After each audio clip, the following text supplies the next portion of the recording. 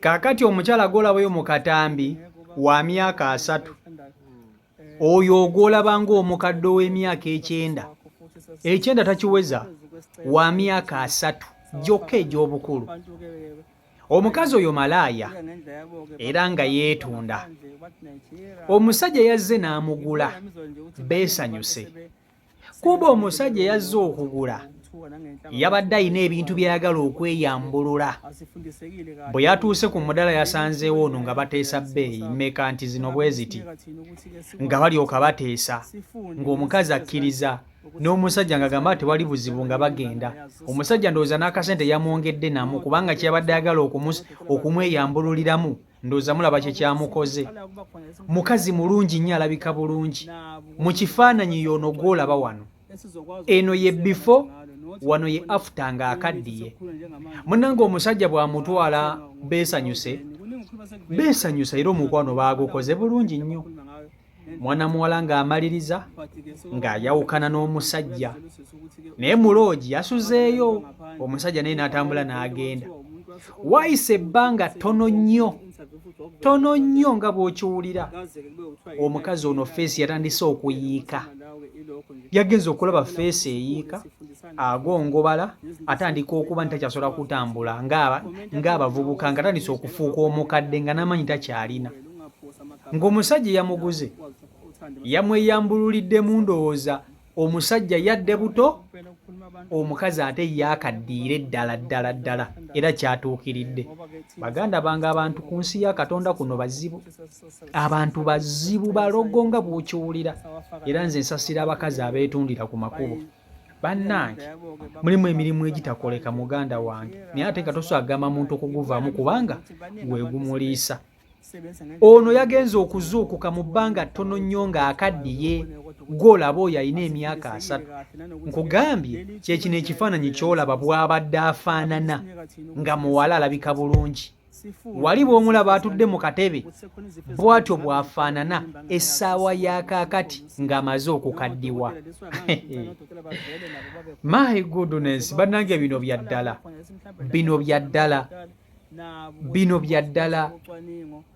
Bw'oba oyagala kukakasa kwata essimu yo genda osaakinge omukazi ow'emyaka 3 eyakaddiye.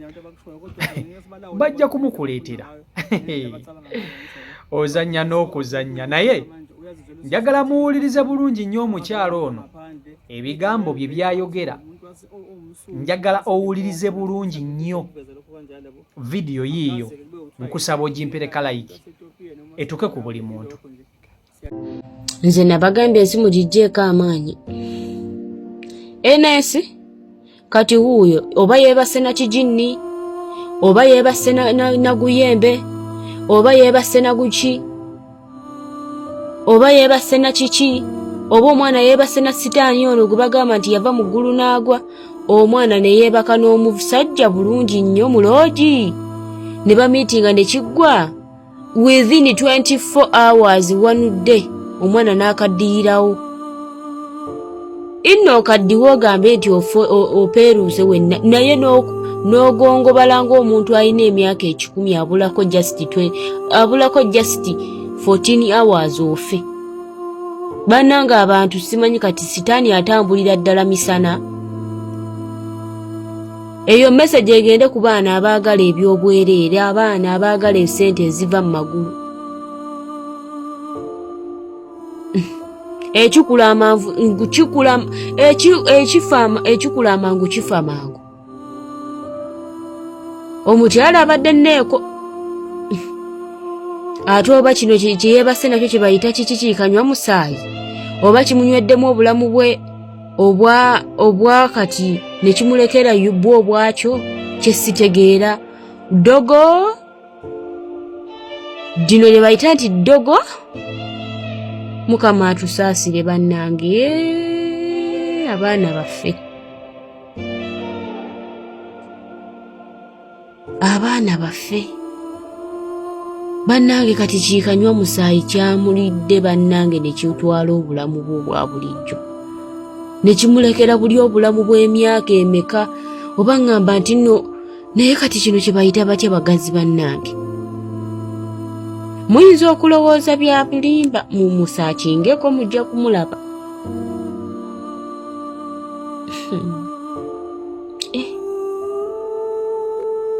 Ono gwe bayita nti Walumbe yamusikambudde, nzija sitindi wano nange mbyebuuza.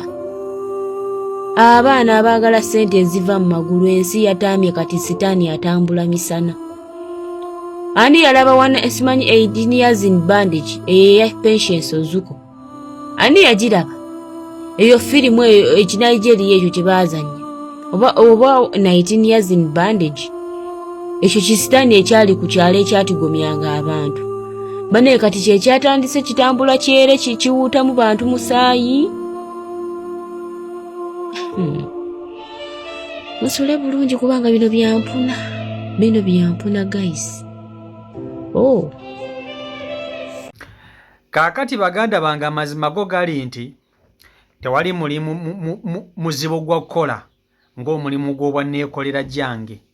Omulimu ogwo muzibu nnyo gwa kukola naddala eri abakyala. Abantu bangi bagufuniddemu ebizibu biyitirivu. Ng'ovudde ku ky'obulwadde kyokka simanya siriimu, abantu bafunidde ebizibu mu bwanneekolera gyange my friend. Oyo omukazi azanya gwa nsimbi era nga yeetunda, gw'olaba oyo. Naye ogusajja gye gwavudde mukazi wattu naye teyategedde, yalowoozezza nti kirayanti. Yalowoozezza nti afunye kasitoma mukazi wattu. N'agamba owange kaŋŋende n'ono ayinza okuba n'omulamwa. Omusajja n'amuwa akasente akabadde akalungi ennyo okukamala. Kyokka kyataategedde nti essanyu lye ligenda kukomaawo. Kati kubamu akafaananyi ng'omukyalo ono yakaddiye nga talina mwana ku nsi.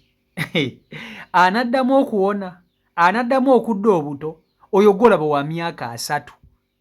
Naye alinga ow'emyaka 9 era atambulira mu kagaali. Takyasobola kuyimirira. Batambulira mu kagaali bamusindika busindisi.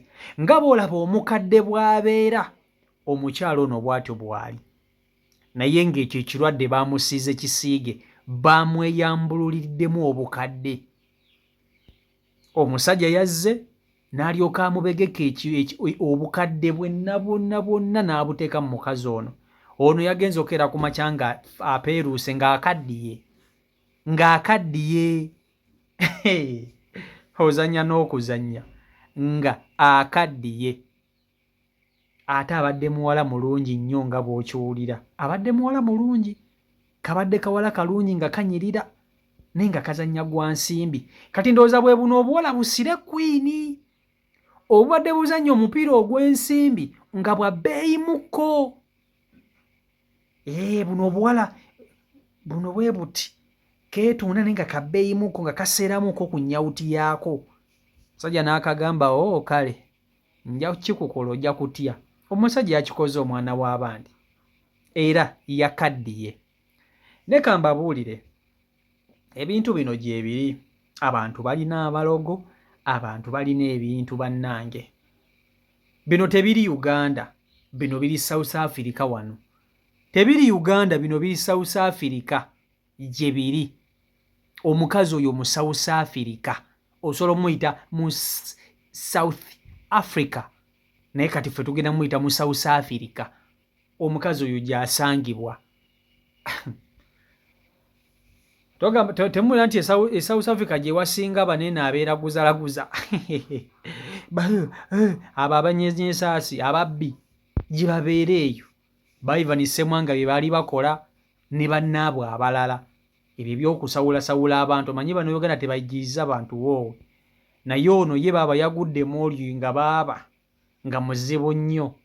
N'amubereka obukadde. Kati essanyu yakoma ddiwulira, essanyu ly'omu kisenge yakoma oddiwulira nga wa myaka 31. Era olwo olunaku lwe yasembayo okwegatta mpaka nakati wa myaka 3. Naye yenna yayiika embugubugu. Emyaka gyandibadde afunira mu myaka ndowooza nga 5 mu maaso. Emyaka 5 yagikaddiridde mu lukaddiwo olwo n'aba nga atuusizza emyaka gyandibadde awangaala mu maaso emyaka 5. So n'olwekyo banneekolera gyange nabo muli musimu wangu nga babeeyambuliddemu bintu wano. bannange babeeyambululiddemu bintu naye byebyo biri ku sayidi eyo. CEO Michael Uganda YouTube channel kwoli mwe nnyo kwanda temugobera bekumira ku mukutu mbaagala nnyo omukama Katonda bankumire abankolere obungi obutagambika mbere bulungi mweraba. Peace and love.